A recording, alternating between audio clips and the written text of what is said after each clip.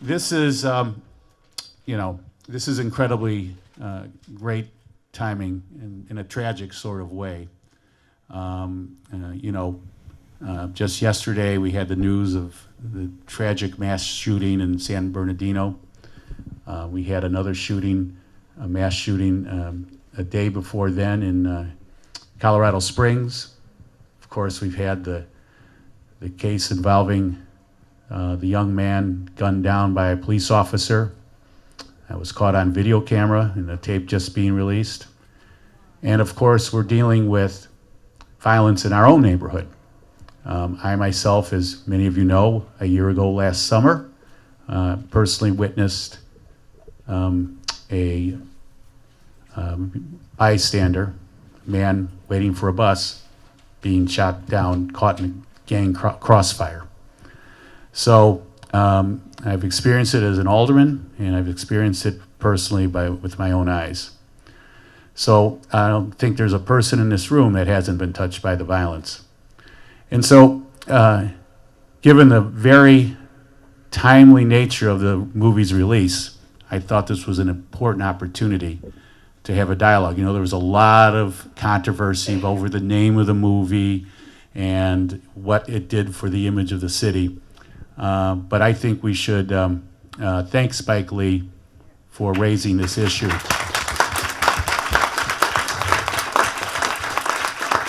And giving us this opportunity to have this discussion. So with that, I want to introduce, I put together a panel of individuals in our neighborhood who have been working every day with young people and doing in their own way great efforts at trying to stem the violence right here in Rogers Park. We have Dan McNeil, who is he'll introduce himself, but he is the director of the Teen Boys program at a great organization called Family Matters. Next to him is Alex Smith, who has been living in the neighborhood and has been part of Dan's program.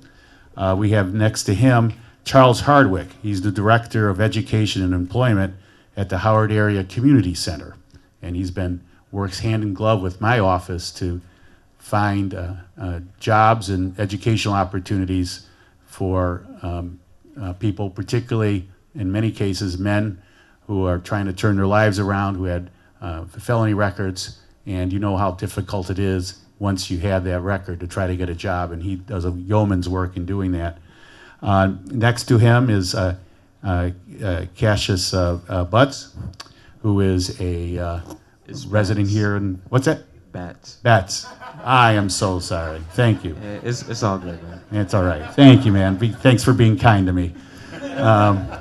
And next to him is Chad Adams, principal of Sullivan High School. He brought his own cheering section over there. And then next to him is Michael Oldeuy, who also is a young man living in our neighborhood. And thank you all for joining us tonight. So.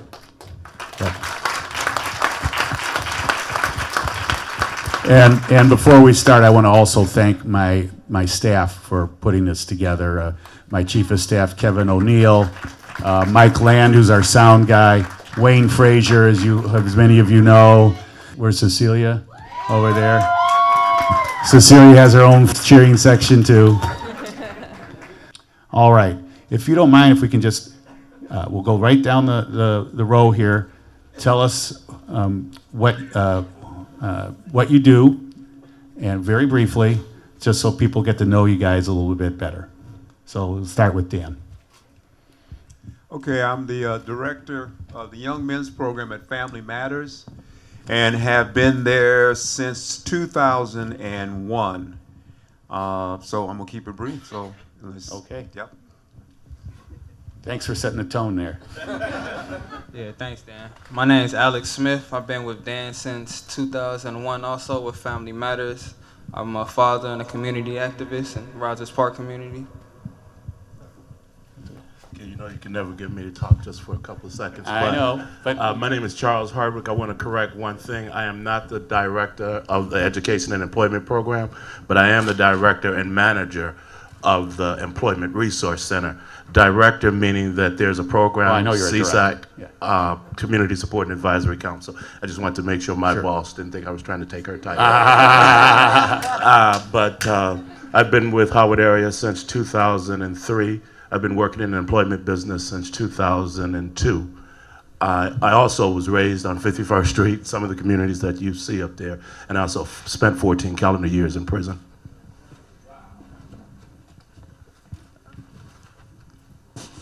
Okay. My name is Cassius. I don't have any major, job things I can really talk about. I'm a participant in the circles and ciphers. That's all I can say, and that's all I can give you guys right now. That's a lot. That's a lot. My name is Chad Adams. I'm the principal of Sullivan High School. I'm a CPS parent. It's my third year as a principal at Sullivan. Before that, I served the Inglewood community as the assistant principal at Harper High School, where I lost 10 children in 3 years and over 27 shot in gun violence. And those children live with me every day. I'm Michael. I'm a student at Harold Washington Community College. I've been at Family Matters for 2 years now. Okay. Thank you. All right, why don't we just start out, and whoever wants to weigh in first, but, we just saw this movie. What were your first reactions? From an aesthetic point of view, the movie I really did agree with.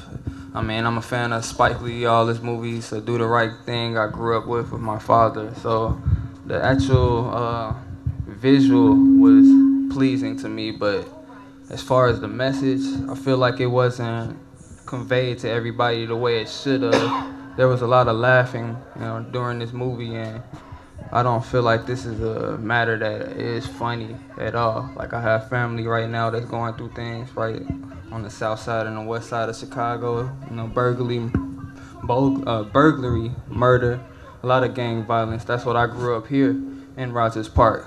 So it was a lot of things I had to come through and develop within myself to get out of the hood, I guess you will say. So, there's a lot of things I seen during the movie that I would agree with as far as coming together with community and having a place you can talk to peers with about problems that you see. But there was just a lot of contradictions as far as how funny things might have been, and it's a lot of sex. But these are things that's natural to us, but it should have been more emphasis and a meaning on the violence and the actual problem solving that can be done towards the community, and the things and the resources that we can use, as far as Dan being here right now as my mentor. We need people like this. And there's just a lot more things that can be talked about, I feel like, that the movie didn't portray, but this is what this discussion is for us to come together and actually fill in the blanks, and us to come together and me to hear what your perspectives was on the movie, because I'm 24 years old, grew up in this community, so everybody will have a different perspective than I would, since you weren't in my shoes, and I would want to hear what everybody else would have to say about this. So thank you for letting me speak. Very well said. I invited friends here tonight that I really, really respect their opinions, and they thought it was a great movie. My mother once told me, if you didn't have anything good to say about something, don't say anything at all. I think being in a gang for 32 years, carrying guns, shooting, being involved in shootings, I think Hollywood did what they were supposed to do. White Hollywood, black Hollywood. They entertained us. But I don't want to be depicted like that. I don't want my community depicted like that, even the violent side of my community. There was a lot of tomfoolery, and those guys are not out there doing that. They're out there killing our children. They're killing us because we're standing at a bus stop. They're not out there laughing, joking, and using the P word every other word and chasing tail. They're killing. and we were just entertained. I don't want to be run out of Rogers Park on a rail, but if I had the ability, and I do, I would write Spike Lee and tell him from now on when he started representing me, do it in a different light.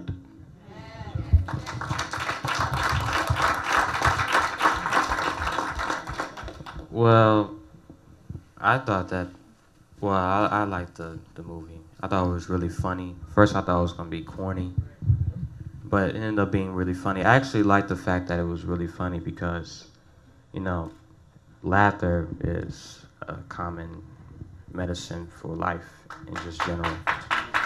And, I mean, you can't solve negativity with negative things, just negative emotions. It's better to solve, you know, with positivity. You can't heal a wound with salt.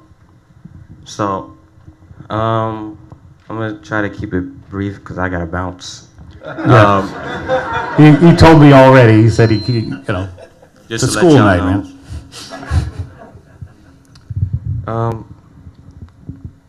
I don't know. We as a people, so far temporarily, we don't have the answers. Because if we did, it would be fixed right now. Right now. But we're trying. And us trying, and us actually putting in the work will bring us closer to the answer of solving this. And this is actually another way of solving a problem. Although it has its errors, although it has its flaws, it's an effort, and that's what matters. All right, thank you. Thank you, y'all. Cassius. Thanks for joining us tonight. Let's go next.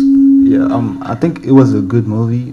We can all agree that the message passed across is true. We can't say it's a lie. The violence doesn't like really hit people until it really happens. Like they don't feel it, because I wasn't feeling the violence at first till it happened. One of my closest friends got shot.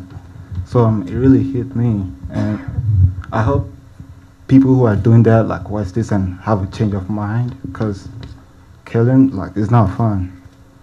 It's really not fun. Because me and my best friend, we graduated last year. We're supposed to go to the same college for the same course. So the day before our like welcome to college, whatever. The day before that, I told him like, get ready, cause next day we're having our orientation. And I saw him on Facebook. It was like, like normal thing teenagers do on Facebook, play comment on your friends' pictures, do that. So that was like around 11. So we were like commenting. The next morning when I woke up, I saw RIP on his page. I was like, what? So I asked his brother what happened. They told me like he was just trying to take the garbage out, and some people just passed by and shot him for no reason. The person we're talking about here is like someone that wouldn't hurt a fly. You know what I mean? Like, he was like a gentleman, was like different. There was something I saw in him that made me like bring him closer to me, because I'm not really a person that like goes around hanging out with everyone. Like, you must have something that like attracts me to you. So it was like a special person. It was like a person that had a bright future. So I hope this message touches all the people who are doing that outside.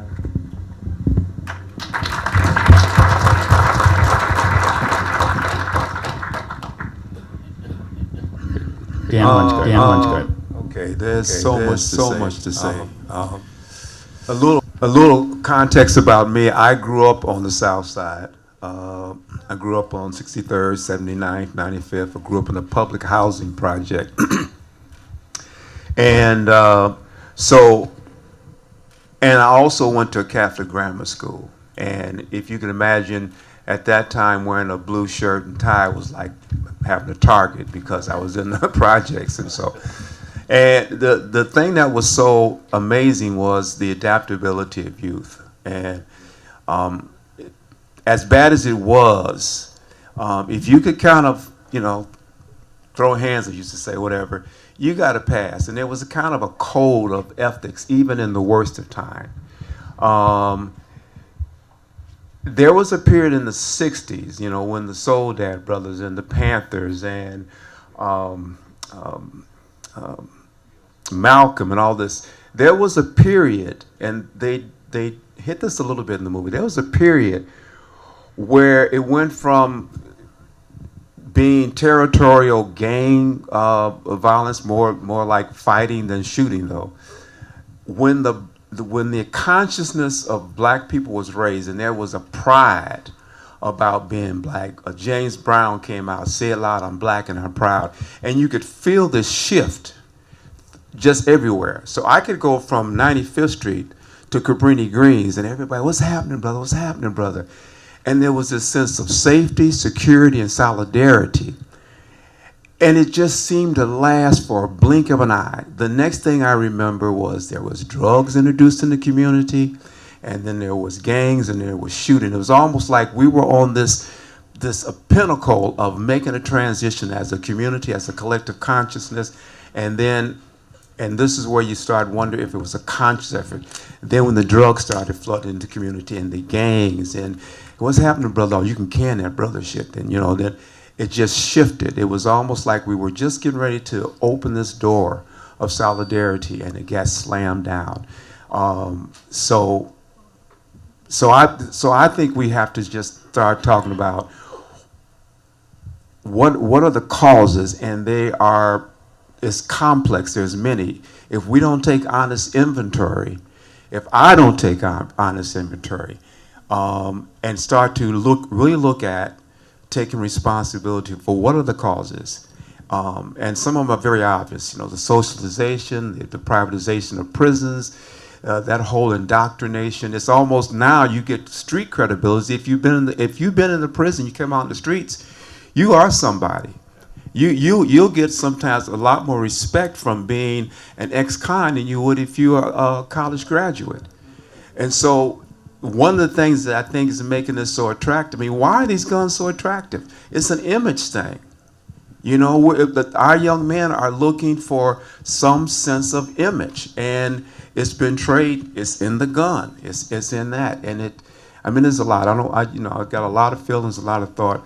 But here's the thing that I really think is important. They always say that the youth need to listen to the elders because we've been through it. And we don't want the youth to go through it, and that they need to listen.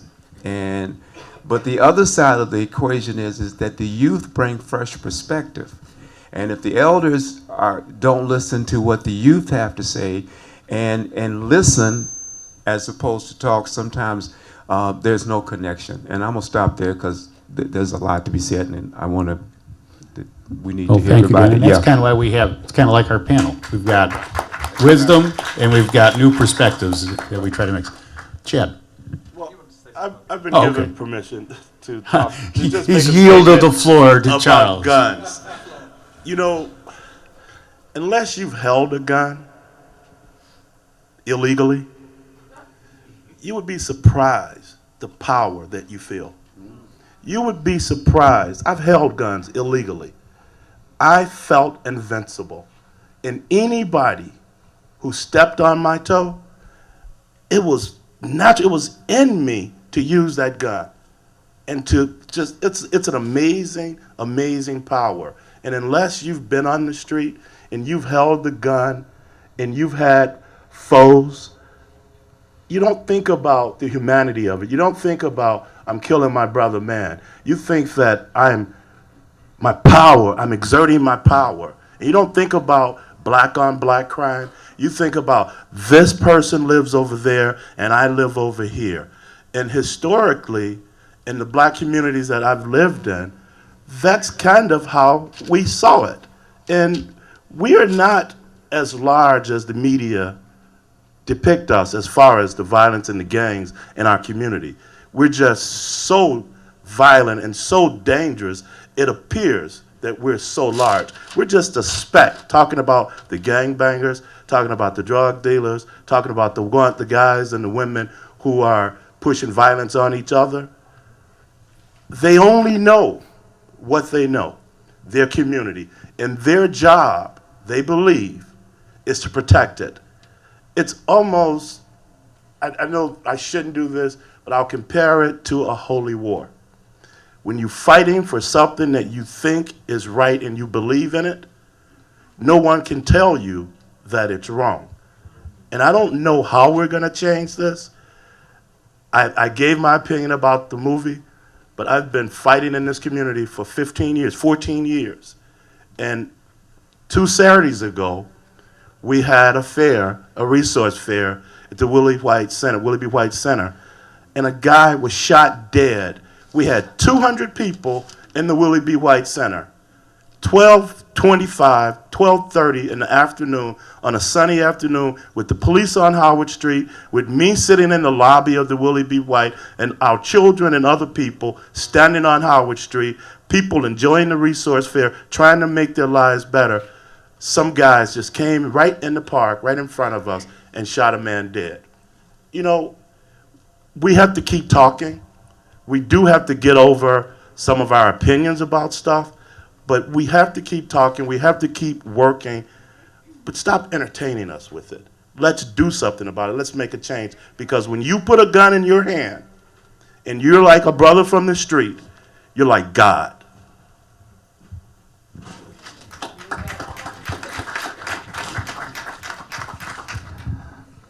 You know, I haven't held a gun illegally. I've held guns legally. I grew up in Mississippi, so they're everywhere there.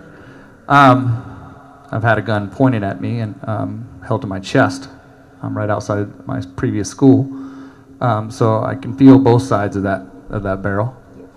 But I really believe I'm a solutions-driven sort of person. There's a children's book called Zoom. And Zoom is just it's not even, there's no words in the book, right? And so sometimes I zoom, right? And sometimes I zoom, and zoom, it starts when you're like above Earth, and then you start zooming in, and you start zooming in, and you look, and you come down from space into, our planet here, and you see all the wars going on. I mean, it's not in that book, but that's what I start to see, all the wars and the holy wars that we're having. And, we're real quick to go want to fight a war overseas, but we don't seem to want to fight the war at home.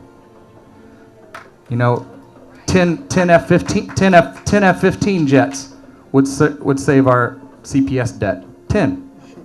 Just 10. Don't make 10 jets, and we have our debt fixed. And so I keep zooming down. I get to Chicago, and being an educator in Chicago, it truly is an equity issue. Being in Inglewood, that's an urban desert. It's the wild, wild west. And Rogers Park and Joe and the people in this community, when I first got to Rogers Park, there's some assets in this community. And we're still tapping that, and this community is strong, and I'm trying to build on that, right? But in Inglewood, places like that, it's an urban desert. So you get a wild, wild west. And so it really, to me, as an educator, it really boils down to an equity issue. There's no reason that my brown and black children in my school get $5,282 when 4 miles that way, New Trier gets $18,000 per children. Put that in perspective for a second. What makes that child $13,000 more better than my children? You know what makes them better? It's because they're different colors, first of all. Their property values are more. Right? If you want to get at some solutions, we need to go to the state and we need to ask for our money for our brown and black children. And I know that I'm saying that as a white man, but that's what we need to do. So I'll get a little fired up. It's 9:30. At 9:30 a.m., I'm even more fired up. So, Uh-oh, look out. This is past my bedtime, Joe. Excuse me.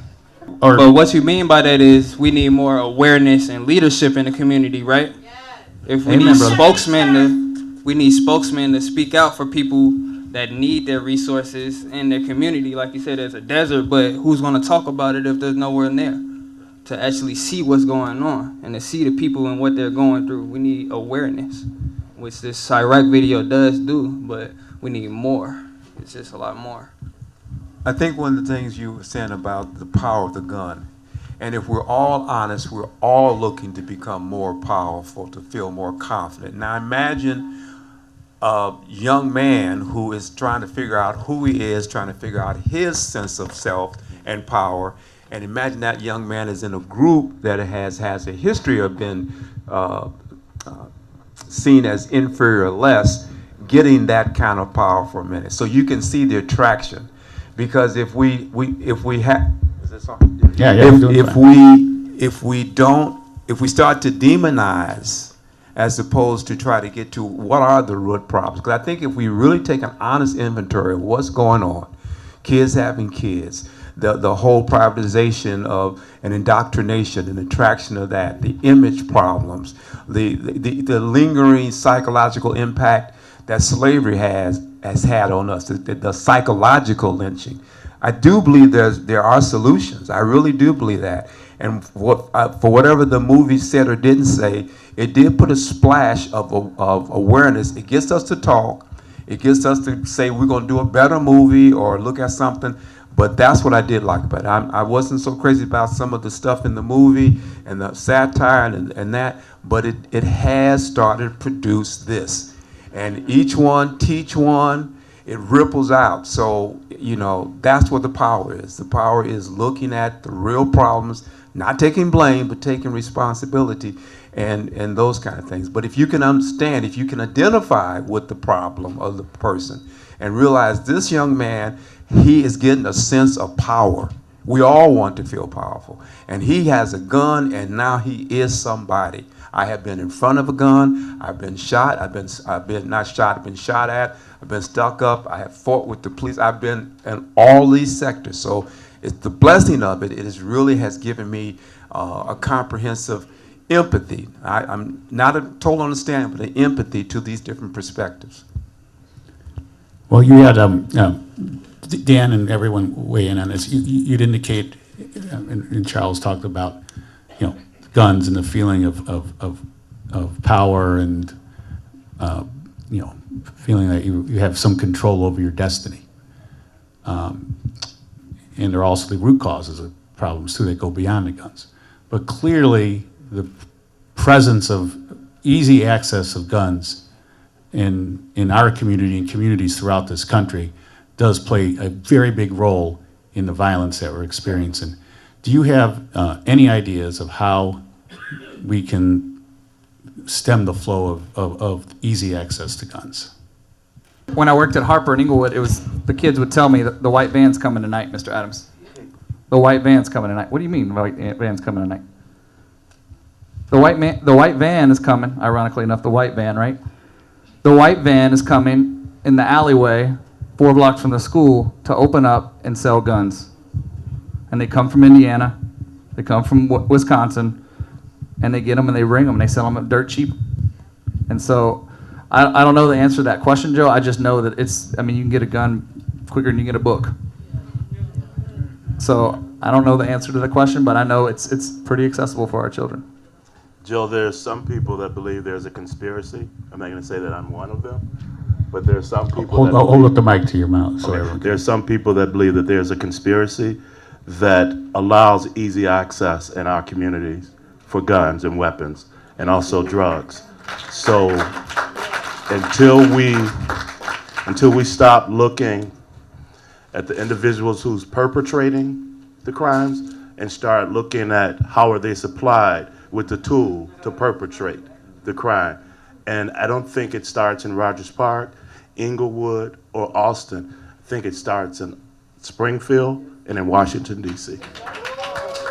One of the things that the philosophy that I use at Family Matters, that everybody has a God-given gift or innate gift. And we try to help the young men to discover their gift and talent, and then put that talent towards a project, because that's when they need the self-esteem, the self-valuing comes from those kind of things. And the fact that we're talking about, so we do a lot of stuff in arts and entrepreneurship, but the fact that we're talking about guns, I would, if Alex wouldn't mind, I would like for him, he has a short poem Yes. that he wrote about guns, where the gun becomes personified. So Alex, would you mind reading the poem? Thank you. No problem, Dan. Okay. I actually wrote this like August 2010, so about 5 years ago, and I feel like it's still relevant to today. How old were you then? 2000, I was 2010. I was 19. Okay. I start off saying, I am gun. I serve and protect. Serve whoever uses me. Protect the one standing at the living end of my destruction. I make, take money. I solve, create problems. I convey masculinity, boost courage, bring freedom, create statistics, change decisions, erase destinies. I am power. I am confidence. I am gun. My voice is loud. There are no happy endings. I tell stories. I make point. I silence debates, intimidate, humiliate, deliver fate. I am gun. Oh, I'm sorry, Dan. There's a second page. It's the second part. I'll let Dan finish it for me. I am gun. I bring fear, clear crowds, help you sleep, shake you awake. The cold of my skin is the chill of death. I am the grim reaper, the grief bringer, the fatal finger. Hate, rage, fear, loss, grief are the seeds I sow. I know I am gun. I serve and protect.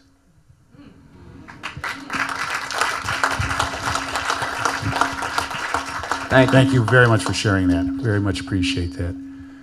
Michael, from your perspective, what are your thoughts about what we can do to keep guns away from all people, but particularly young people? Most people who have these guns are like people that don't even know how to use them. They think like it's just all about pulling the trigger and shutting out lives. Most people use guns, I think, because just for their own purpose. Like once they get like angry or something, they go take it out on innocent souls. And I think students, like young people, have easy access to guns. So the way we shut it down, shit. I want to end this portion of the discussion on a hopeful note, because there are things that are being done right here in our community that have had real results in stemming violence. And I'm thinking of what's happened at Sullivan High School, where the incidents of violence have gone down considerably. What have you been able to do? And I know you have a restorative justice program, for one. What have you been able to do that perhaps we can emulate in other parts of the community? I listen to children.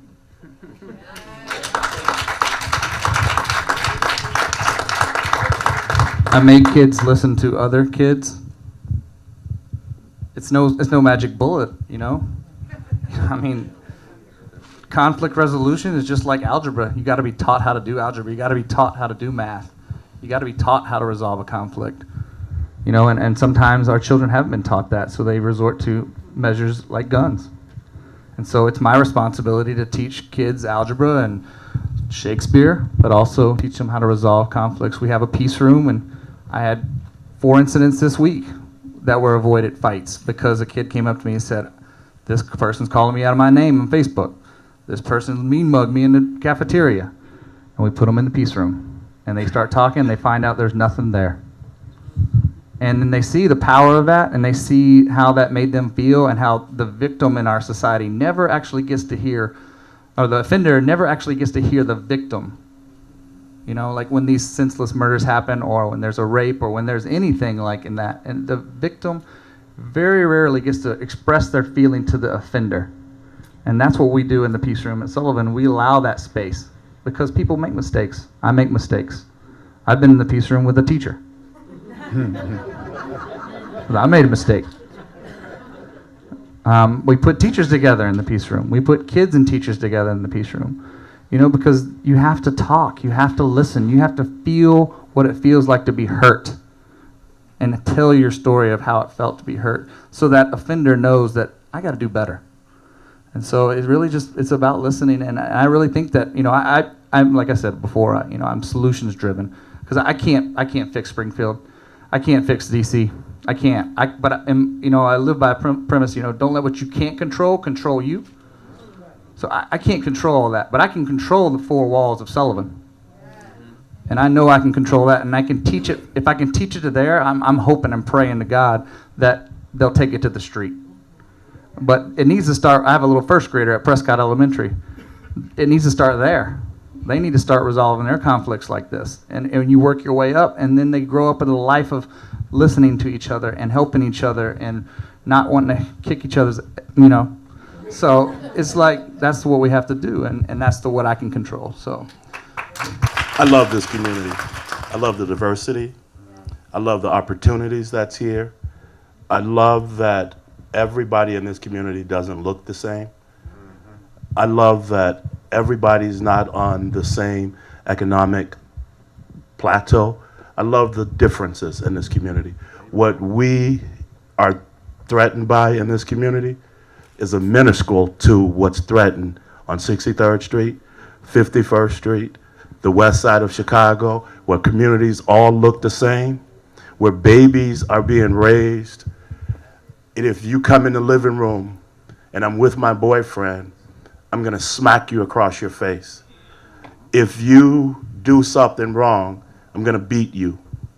If you get in my way, parent, if you get in my way, you are going to be penalized. If you are raised that way, how can you not believe that now that you are an adult, 16, now that you are an adult and someone in the community does something to you, all of your life, the only discipline you've ever known is violence from your parents, from your peers. There's no conflict resolution taught. There's no understanding of self in some of the communities that look 100% like me. The communities that I come up in, the adults in that community did not believe they had a voice. So therefore, they were voiceless. And when you're voiceless, anything is possible negatively. You guys came out tonight, you watched the movie, and you stayed. It's 9:30, 10 o'clock. You stayed to have this conversation because you care about your community. Until we make all of our communities care about the communities, we're not going to solve the problem. Until we start respecting ourselves in our community and loving each other, law enforcement is going to respect us. Other community residents are going to respect us. When you're walking down the street with a styrofoam tray, and when you're finished with it, you just drop it, what does that say? You care nothing about your community. And so if you don't care about your community because you never were shown how to care, no one else is going to care. Rogers Park has problems, but it does not have the kind of problems that's depicted in this movie here. And I think a friend of mine told me, and I'm gonna stop, that when she was in high school, they took her entire class from the North Shore to the South Side and vice versa. And those people were exposed to each other. And the way the story went, it impacted her, and she's who she is today, partially because of that visit to some South Side schools.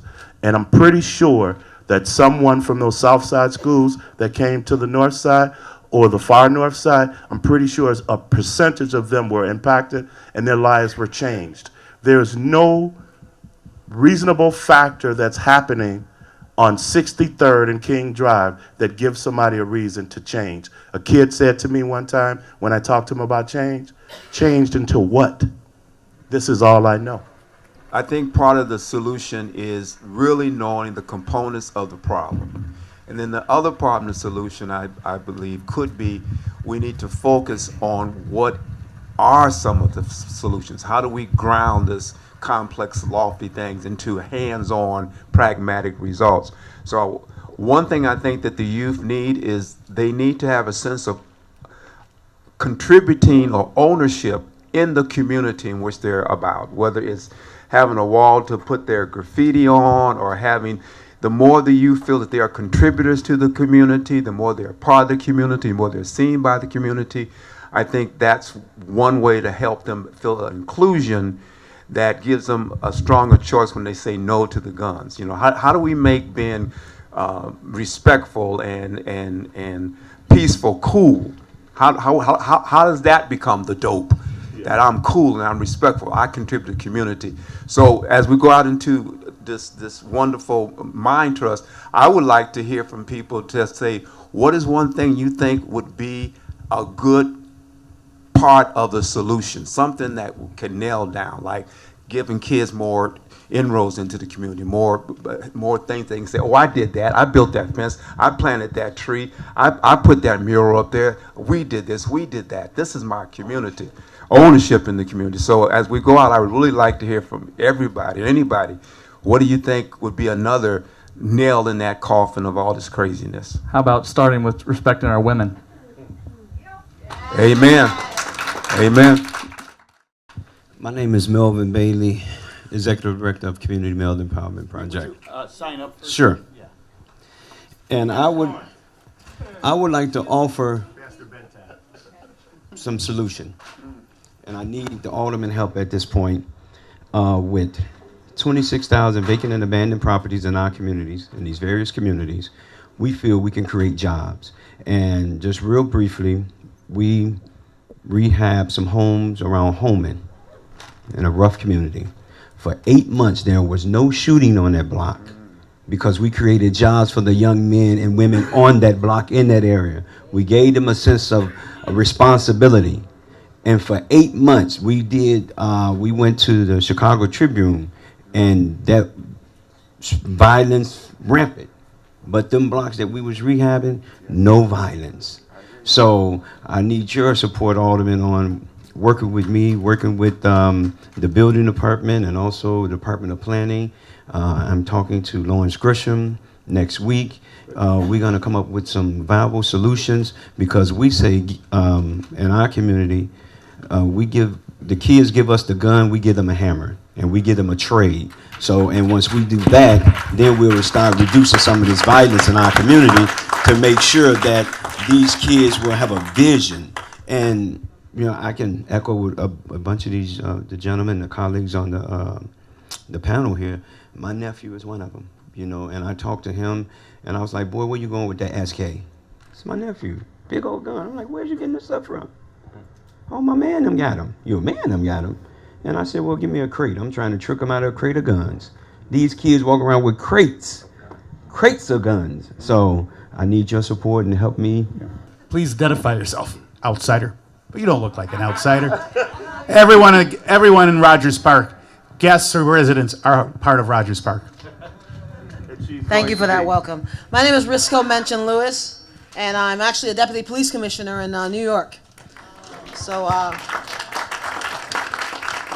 I'm not going to talk about the movie because for the last 20 years I've been working. I was a prosecutor for 19 years, and I'm a deputy police commissioner. But I work in the streets with young men, and I created an initiative called the Council of Thought and Action. So when you talk about having them talk to one another, that's one of the things we do, and hoping to bring it here. We already have it in the transitional center, and we have it at Westside Health Authority, and we're hoping to bring it here in Howard. And that is the Council of Thought and Action. What that is a group where you bring them together to talk about what's going on, and then you transform their thinking so they can come into the street and do that rehabbing. We do construction also. But also the guys in the CODA movement, we call it a movement because we have it here in Chicago, we have it in New York. That movement, those guys now also we've been since 2010, they volunteer in the school district with young people, right? Reducing the violence among young people. We tell the principal, give us your worst young men who are gangbanging, who are fighting, and our CODA men will transform them and they become CODA men. And so we're hoping to bring that here because, you know, you didn't stop smoking because you took cigarettes out of America. You stopped smoking because you had a campaign that changed people thinking about smoking. It's unlikely you'll stop guns from coming in. You can reduce it, but people, drugs are illegal. But how many of you can get some right now if you wanted some? I'm not going to ask you how many you got in your pocket right now. My point is, you decided at some point in your life, if you were getting high, not to get high. You don't not get high because you can't have access to it. You don't get high because you decided that getting high is not productive for your life. So you're not going to change this by making people taking things out of their hands. You're going to change this by changing their minds and then putting something good in their hands. So thank you very much. Thank you, Risco. What I did appreciate about the movie is that it focused on restorative justice at the end with the peace treaty. And they found the resolution. Everyone decided to make peace and go about their way. I live in Chicago. I grew up in Rogers Park. Well, I moved in Rogers Park since I was 14. I know a lot of people in Rogers Park, but the only thing that is missing is the village. Like, I was always told it takes a village to raise a child. I feel like we need to rebuild our village if we want our kids to grow and to progress. So that's it. You all have a great night.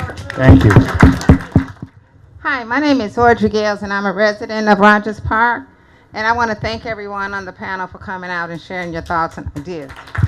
And first, I want to give honor to Joe Moore for hosting this here, and to honor him because when I first heard of Rogers Park, I remember Howard Street used to be called the jungle. And to me, it's no longer the jungle, because I'm able to drive down Howard Street. At one time, I was scared, but today I could drive down. And for a solution, I feel like the young lady from New York. You talked about changing their mind, and it's all about transformation. Okay, these kids, we need to let them know that we love them, we care about them, and they do not have to be out here like that. So it's just like grab one kid at a time and just talk to them and just give them a hug of love. Just hug them. If they dirty, they smelly, they stinky, they gang banging, whatever, just hug them anyway, because that's what our kids need. And as far as the principal, it would be great if we could bring truancy back to the school. Because when we had truancy, and the truant officer goes out to these parents' home, the parents will be held accountable for it. Okay, so it's just some things that we could bring back. Okay, and like the young lady said, it takes a village to raise a kid. I was born and raised in Cabrini Green. I was a single mom. And thank God, my son is over there. Thank God.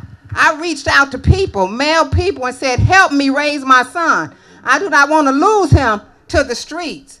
Okay, so everybody pitched in and helped raise my son. So all of us as a community, let's pitch in and just grab these kids. And we cannot forget God. God is the head of everybody's life. So we have to pray for these kids and just let them know God is in control. And he saved me, he saved you, and he could save you too. So let's just come together. Thank you. My name is Jasmine Rodriguez. I am a Sullivan at high school. I'm an activist leader. I'm 18 years old. I've been living in Chicago my whole entire life. And I agree 100% with people who said that we need guidance. And one thing that popped out the most in the movie is love.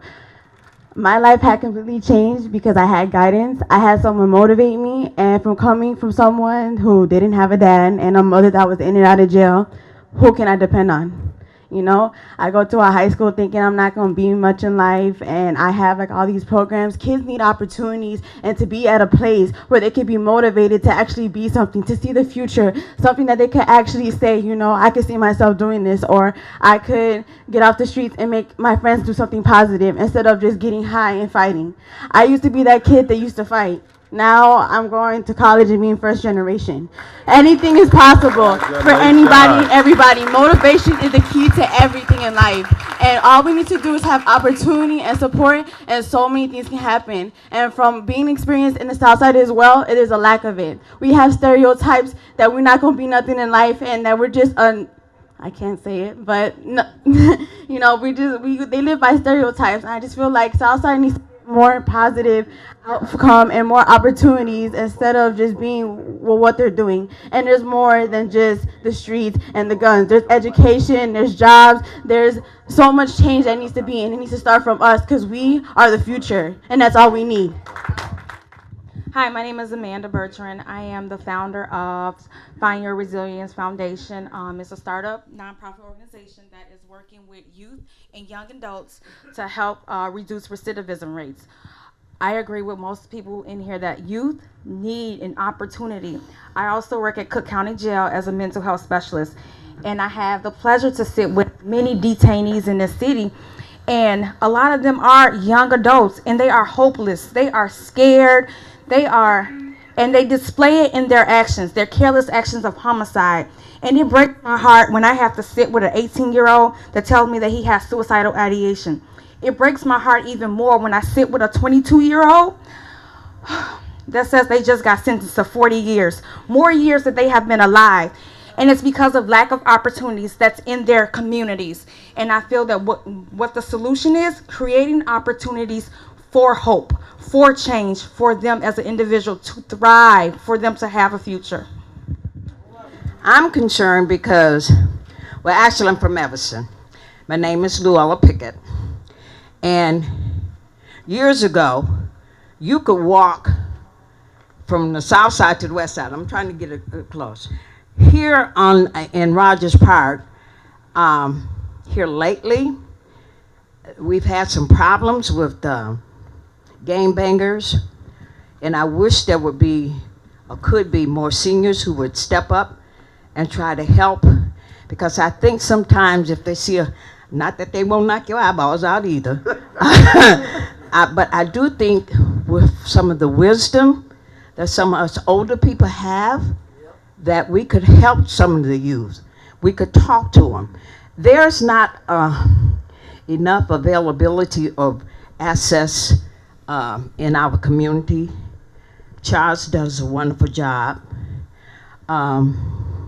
We have a section, because really we're segregated to a certain extent in Rogers Park. There's a part of Rogers Park that I don't feel like going over there in the dark. Shame to say it, but tell the truth. We need to come together, forget about the skin tone, but black and white need to step up, black and white together, and let's continue to try to work on Rogers Park and make it a community where I could walk from Joe Moore's office home at night and not be afraid. Thank you. Hi, my name is Jill Maxey. I'm a resident of Rogers Park, and my path every morning is to walk to the train, which is down Howard. I see the kids with their parents walking to school. It's a lovely, beautiful sight. I see the mothers, the fathers, so it's perfect. Then I see the stores. They sell this crap.